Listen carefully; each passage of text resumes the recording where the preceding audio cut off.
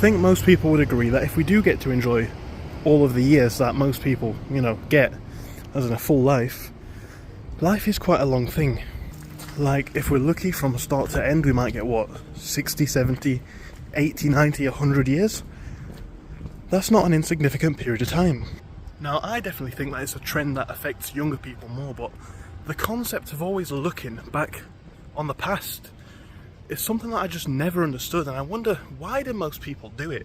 Now, the reason why I say I think it's something that young people do the most is partially because, that's who I spend a lot of my time with due to my age, but also because perhaps they're the people with, less time alive, less life experience. And as a direct consequence of that, everything might seem a little bit more important than it would to somebody who's, spent time living and actually doing stuff. You've lived less, so it seems bigger.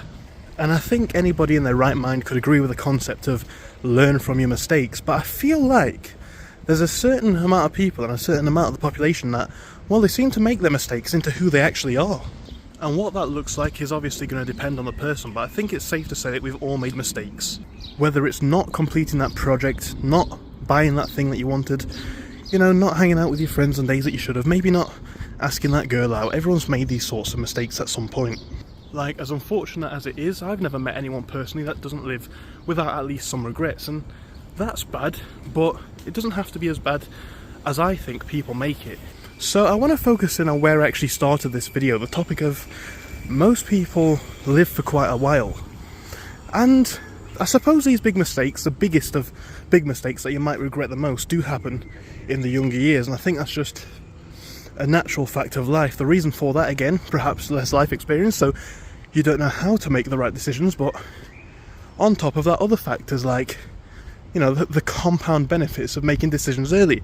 What you do early on is likely to have better effects as time goes on. So by making these mistakes in the early days, it could really influence your life, and it's hard for people not to look back on that with regret. It's definitely something that I try not to do, but it's quite difficult to avoid, right? When you always have these regrets and these mistakes, it's hard to look past them.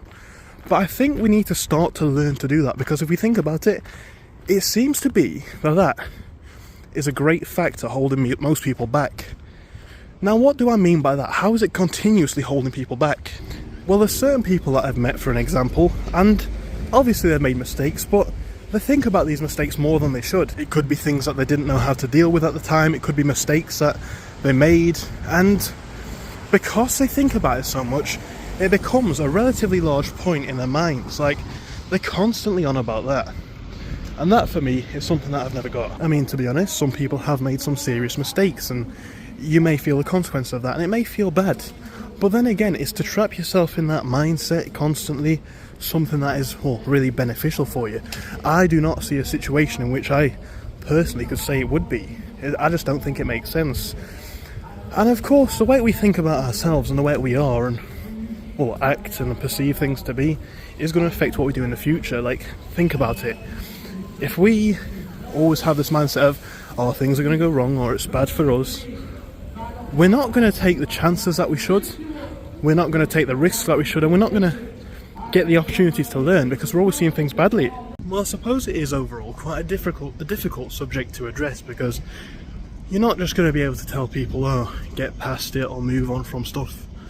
And that's not necessarily what I aim or want to do with this message. Of course, it is just me sharing my views on things, but that's not even the intention. But I don't really think it's controversial to say, right, if we want to improve on things, we need to acknowledge that something right now that we're doing isn't really working out for us.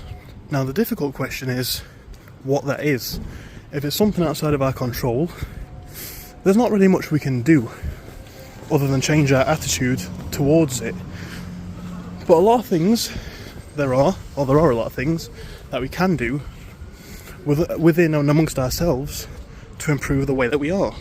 So I guess with that being the context, acknowledging that we're actually making the mistake of mentally holding ourselves back in the first place, it's going to allow us to take that first step towards, changing that. And it's one of those things where I think a lot of the mistakes that people make, they don't even necessarily realise that they're holding themselves back, but they are. And whilst we've spoken about obviously the negative side of it, the opposite of that can also be true, because think about it. If you're looking at a time where things were significantly better for you with, say, you know, like rose-tinted glasses, you're not acknowledging the current truth.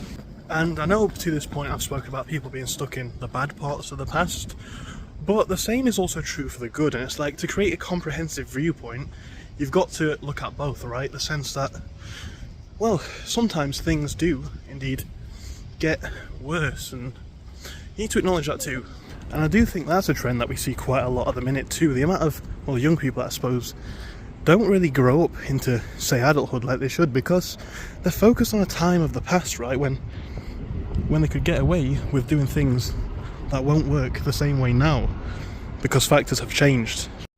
And it ended up raining, so I came into the car to finish this video off. But what I was about to say was, we all have a past, right? Everybody that I know has a past. And everybody that I know, myself included, their past has elements of it that aren't good. It has elements of it that they don't like to think about, that they're not happy with, all that sort of stuff, right? This is just part of being a human.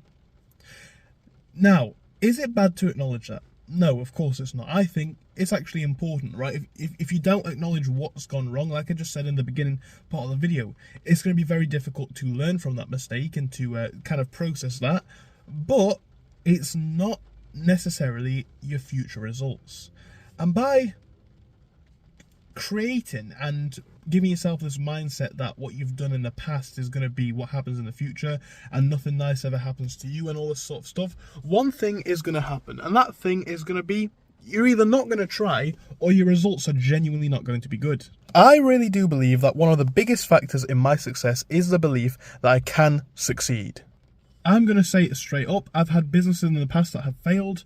I've done things that I'm not necessarily 100% proud of. I've done things that haven't worked out. I've taken risks that didn't go my way. My point is this. My point is, if I took that to heart, and if I made that my new who I am, and all that sort of stuff, what's going to happen to me?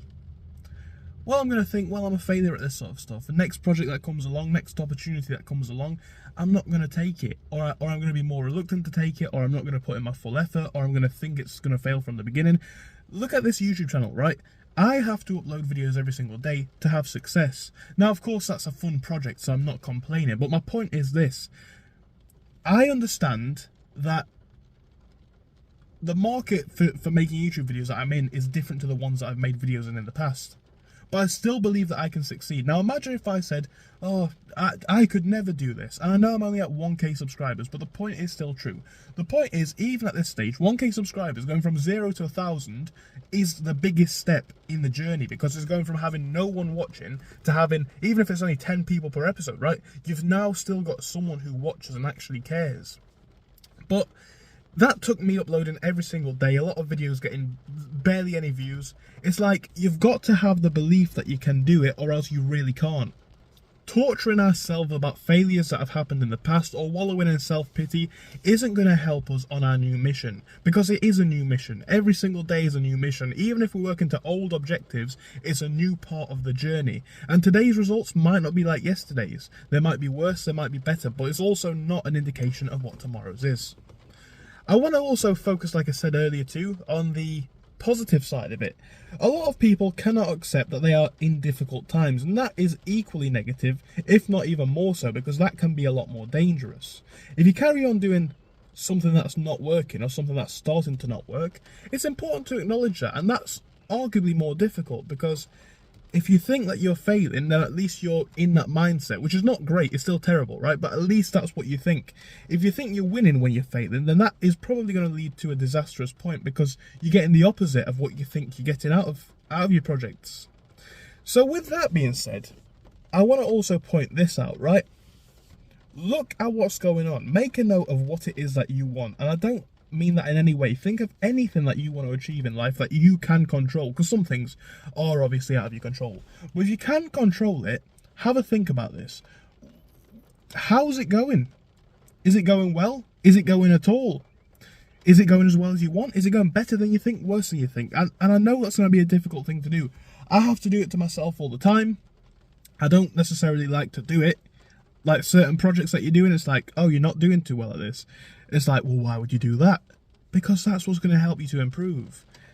Living in the past, I think, is ruining a lot of people's lives because we live for an awfully long time. Especially at my age, right? Let's say that in theory I live to 80. We're a quarter of the way through then, right? A quarter of the way through.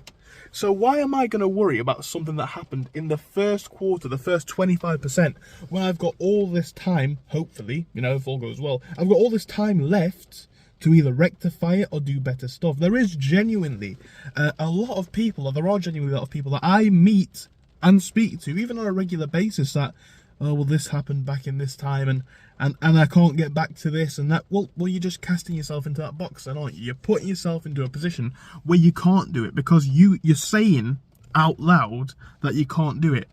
And if you're saying that you can't do it out loud to other people, right, if you've got enough conviction in your viewpoint to say it to others, you really must think worse than that for yourself. Is it a difficult thing to break out of this mindset? Yeah, it really is. When you're set in a belief of something, and when you're in a bad spiral, it is a difficult thing, right? But there is also an element of you can actually break out of it. I'm not saying it's going to happen overnight, and I'm not saying this video is going to be something that changes your life, right? But hopefully it gets you thinking. Again, different things make different people happy, but on the idea of we all have something to achieve and something that we want, so many people seem to spend the time in misery, and I've never ever understood that point. What you can do changes every single day. You've got different skills to what you had yesterday. You've learned something that you didn't know last week. All that sort of stuff. You've grown older. You've got more experience. So why look at the past results for what happened, right? Let's talk about, for example, like I just said, I've had some businesses that have failed. So what? Is 20-year-old me going to reflect on businesses that 14-year-old me did that didn't work and say that for that reason I'm not good at business? No. I've got businesses now that do work. And my businesses that work now, I don't even know if these are going to be the businesses that carry 30-year-old me into hopefully a position of even more elevated success. Life is like that, right? But this is the constant progression. Even if you think that nothing's happening, you are still growing more mature at least because time is passing. Obviously, there is going to be a general trend there, but overall, I think most people are not the same people 100% that they were last year, 10 years ago, especially not. So if you're not the same person as you've been in the past, why dwell on that?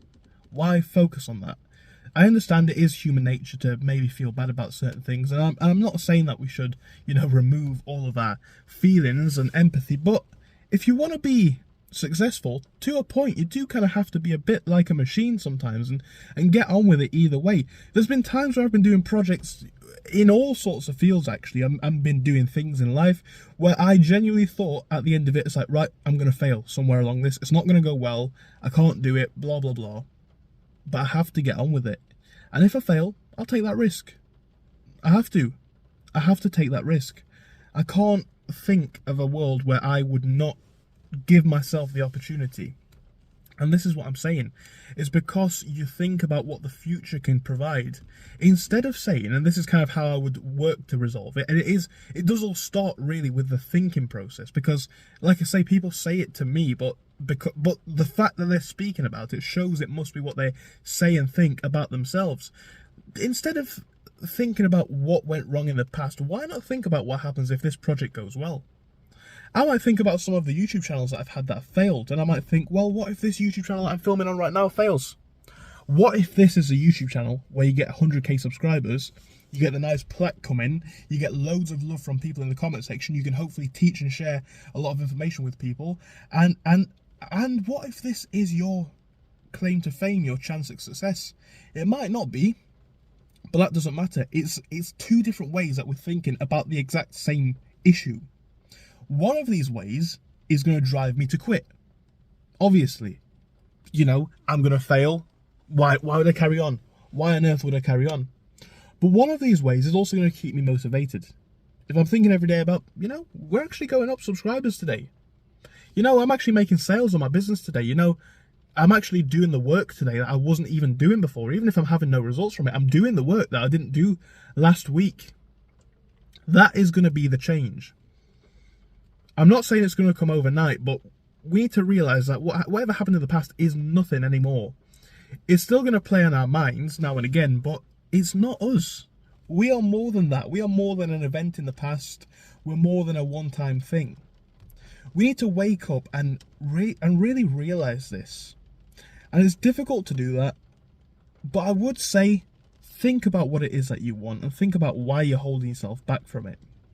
And that's all I can really say on this subject, I suppose. Thank you for watching this video. If you enjoyed it, of course, don't forget to like and subscribe. And I hope you guys will join me for another topic. But in the meantime, I hope that you guys have started the thinking process of, well, why is it that we do this to ourselves? Why do we hold ourselves so far back? I've never got that point. And I do understand kind of the mindset behind it, but it's not a healthy habit, is it? The healthy thing is to look at where we are now and take a realistic view of where we could be. I'm not saying that risk analysis and risk management is bad, obviously not. But what I am saying is making the risk factor the only thing that we focus on, in my personal view, is never going to be good for anyone. Thank you for watching. See you soon.